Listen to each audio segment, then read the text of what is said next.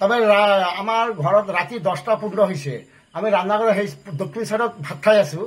এই পিনে বাইক 3-4টা শব্দ শুনিছো ভাত খোৱা অৱস্থাত। পিছত বাইকটো 4টা থিয় হৈ পেলাই মোৰ ঘৰত 3-4টা ঘৰত সোমাই গৈছে। সোমাই যোৱাৰ পিছত মই শব্দ পোৱাৰ পিছত ওলাইছো ৰান্নাঘৰৰ পৰা ভাত থৈ পেলাই। পিছত চুকেছত তলাটো ভাঙি পেলাই টকা আছিল, ধনিয়াপাতি আছিল, এইখিনি টকা লৈ গ'ল। প্ৰায় 1.5-2 লাখ টকা আছিল মোৰ ঘৰত, 2 লাখৰ মতন।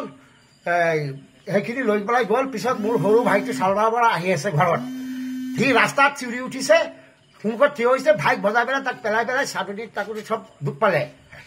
এইখিনি ডকাইতকেইটা আমি ধৰিব পৰা নাই।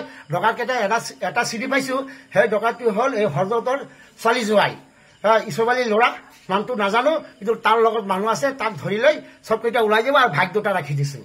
এইখিনি আমাৰ ৰাইজ বহুত আহিছিল। এতিয়া বহুত সময় গ'ল, পুলিচক ফোন কৰিছো, গামবুঢ়াক ফোন কৰিছো, গামবুঢ়া মোবাইল চুইচ অফ, গামবুঢ়া নাহে। এতিয়া আমি ৰাইজকেইটা চবকেইটা বেছিভাগ গ'লগৈ, বহুত ৰাইজ হৈছিল। আমি ৰূপহী থানাত ফোন কৰিছো, কামাৰী ফোন কৰিছিলো, পোৱা নাই, কিন্তু ৰূপহী থানা আহি আছে, আইছি। নাম জানে নেকি কোন আহিছিলে? ডকাইতকেইটাৰ আমি নামটো নাজানো, জানো এইটো হৰদত্তৰ ছোৱালী জোৱাই, এইটো চিনি পাইছো।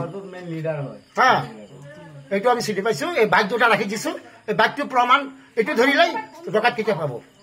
কাৰ লগত সংগঠিত হৈছিল? কাৰ লগত সংগঠিত হৈছিল? আমাৰ লগত, আমাৰ ঘৰত।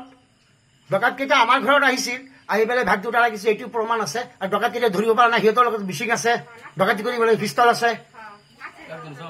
আৰু যিটো সৰু ভাইটো সন্মুখত বাইকৰ সন্মুখত থিয় হৈছিল, সেইটো ভাইক গাড়ী ভজাই পেলাই দিছে। এতিয়া চাটনি হাতী ভাঙিলে ৰক্তৰ ঘৰত নিলে গম পোৱা যাব। এইটো কোন ঠাই? এইটো আমাৰ হেৰি হয়, পশ্চিম কৰি হয়, চালপাৰৰ পূব লাষ্টিমা, পশ্চিম কৰি পৰিছে জেগাটোৰ নাম।